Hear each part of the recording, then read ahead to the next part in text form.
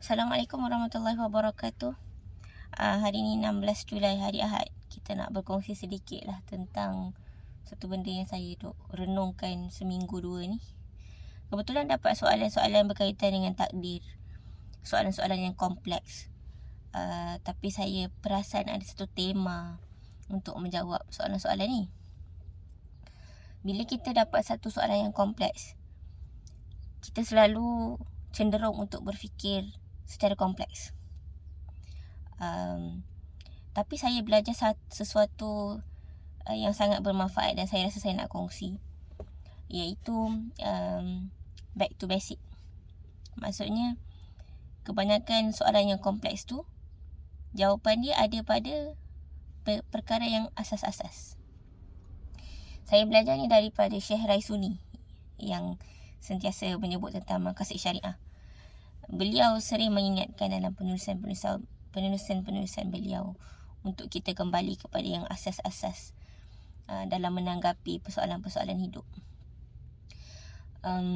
Bila kita rujuk Al-Quran pun, Al-Quran adalah kitab yang setebal itu kan. Saya tak ingat berapa page dia.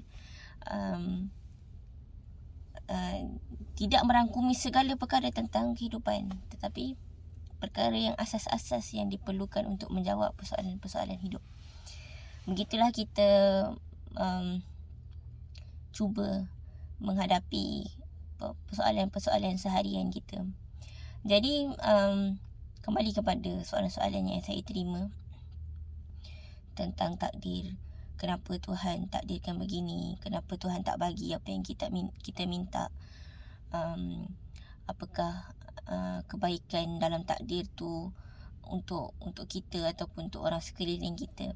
Soalan-soalan yang menarik, yang buat saya terfikir bahawa persoalan takdir ni, kalau kita cakap banyak-banyak pasal dia pun, kita tak boleh nak elaborate precisely. Maksudnya, kita tak dapat nak jawab secara tuntas, tak lepas persoalan dia, sebab takdir ni bukan dalam bidang kuasa kita. Kita nak cakap tentang hikmah takdir pun to some extent boleh, tapi the final end daripada persoalan takdir tu bukan dalam kuasa kita, sebab bukan kita punya. Maksudnya bukan kita yang decide. Kita dah plan betul-betul, tapi kejadian dalam hidup tidak berlaku seperti mana yang kita inginkan. Apakah itu salah kita? Kalau bukan salah kita, salah siapa? Kan? Manusia sentiasa berfikir begitu, sentiasa dalam keinginan untuk mencari sebab daripada apa yang berlaku. Fine enough, memang itu adalah fitrah kita. Tetapi dalam menyedari bahawa sebagai seorang Muslim, kita menyedari bahawa kita adalah hamba Allah Subhanahu Wa Taala yang diciptakan dengan segenap keterbatasan, ada garis-garis pemisah yang kita perlu hormati. Antaranya adalah sifat-sifat Allah yang menguasai kehidupan kita.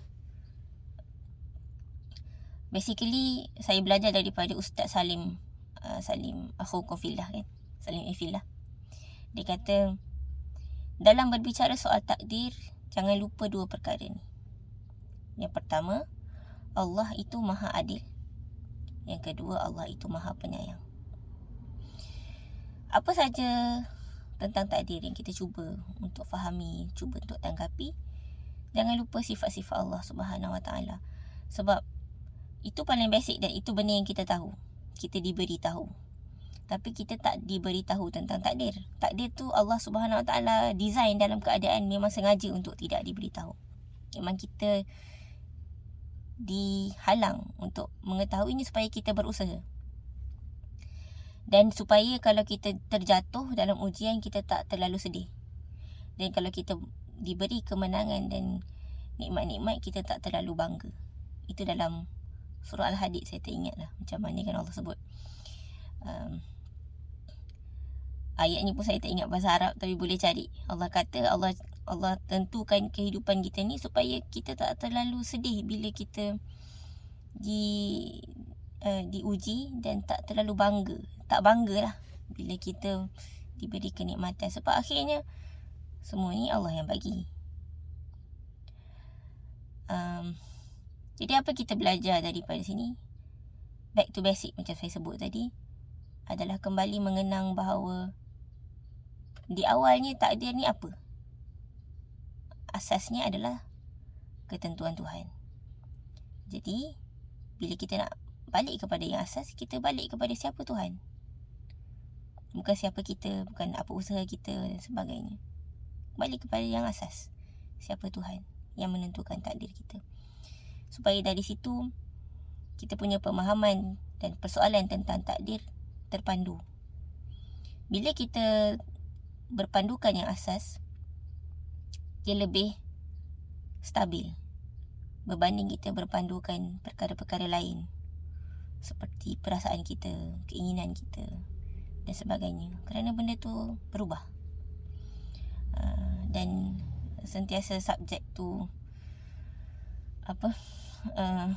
pengaruh luar, kan? Tapi apabila kita berkata tentang sifat-sifat Tuhan, ia tidak berubah. Hati kita lebih tenteram bila kita kembali kepada yang asas. Begitulah kalau dalam menanggapi soal takdir. Dan bagaimana dengan kembali kepada yang asas itu membantu. Dalam urusan kehidupan ni, saya suka doa yang Nabi Muhammad SAW pernah ajarkan. Video Hamka ada menerangkan tentang doa ni, kaset dia, dengan sangat jelas. Boleh tengok kat video YouTube. Doa yang kita baca setiap hari. Allahumma inni a'udzubika minal hammi wal hazan, wa a'udzubika minal ajzi wal kasal, wa a'udzubika minal jubni wal bukhl, wa a'udzubika min ghalabati dain wa qahrur rijal. Apa doanya? Ya Allah, aku mohon perlindunganmu daripada al-hammu. Al-hammu ni kerisauan, gundah gulana terhadap masa depan yang belum sampai. Dan al-hazan. Al-hazan ni kesedihan terhadap apa yang telah luput, yang telah pergi daripada kita. Ya, kehidupan kita sentiasa antara dua tu. Kita mengenang benda yang telah pergi ataupun kita merisaukan benda yang belum datang. Itulah kelemahan kita. Kita minta pada siapa? Minta pada Allah. Dan aku memohon kepadamu daripada al-ajzu wal kasal. Daripada sifat lemah. Ada hari kita lemah, kita tak ada tenaga, tak ada wawasan, tak ada semangat untuk melakukan apa yang kita biasa lakukan. Dan al-kasal itu sifat malas. Ada hari kita tak ada tenaga sebab kita memang lemah. Kita exhausted. Perlu rehat. Ada hari pula bukan sebab exhausted, tapi sebab malas. Kan? Kita dirundung sifat malas. Itu pun kelemahan kita juga. Kita minta pada siapa? Minta pada Allah. Waljubni wal bukhl. Apa yang menahan kita daripada melakukan sesuatu? Kadang-kadang tu sifat penakut. Kan? Kita takut, kita tak ada confident lagi. Kita tak ada ilmunya ke, kita tak ada skillnya ke, ataupun kita dalam bahaya ke. Ataupun juga sifat bakhil. Apa sifat bakhil? Sifat bakhil kata ulama adalah sifat kedekut untuk diri sendiri. Fikir diri sendiri sangat. Kan? Ada waktu kita tak berbuat sebab kita fikir diri kita dulu. Alah, tak payahlah baik sangat. Ingat diri sendiri dulu. Kan? Kadang-kadang kan kita terfikir. Jadi itu pun antara ujian dalam hidup kita yang menghalang kita daripada melakukan sesuatu kebaikan. Kita minta pada siapa? Perlindungan dan pertolongan daripada Allah Subhanahu Wa Taala. Kemudian ghalabatid dain wa qahrur rijal. Ini eksternal punya ujian, iaitu hutang ataupun kuasa manusia terhadap kita. Kita ni sama ada diuji dengan hutang ataupun penguasaan manusia terhadap kehidupan kita. Orang terlalu berkuasa, terlalu berpengaruh dalam hidup kita sampai kita terbatas nak buat apa-apa. Jadi kita minta perlindungan daripada Allah daripada hutang. Yelah, hutang kan buat kita rasa tak sedap hati, rasa macam tak merdeka selagi mana kita ada hutang. Sama juga dengan penguasaan manusia. Kita rasa tak merdeka, tak dapat nak membuat keputusan kita sendiri, sentiasa perlu bergantung. Jadi kita minta perlindungan daripada siapa? Daripada Allah Subhanahu Wa Taala. Doa ni yang ada 8 perkara, bolehlah dikatakan sebagai melengkapi kita punya keterbatasan dalam hidup, juga dalam menanggapi ujian-ujian hidup. Takdir tu adalah perkara yang telah tetap, kan? Ataupun boleh berubah dengan doa dan usaha. Tu dengan ilmu Allah dan kuasa Allah.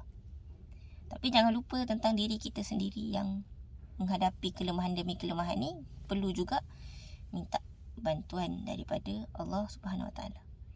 Cantiknya hidup kita ni, dalam soal takdir kita boleh memohon pada Allah, dalam soal usaha pun kita boleh memohon pada Allah.